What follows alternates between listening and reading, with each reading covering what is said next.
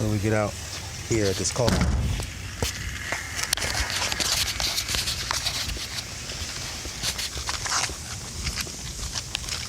And we get to this cooling coil. No cooling, air blowing a little warm inside. And we come out,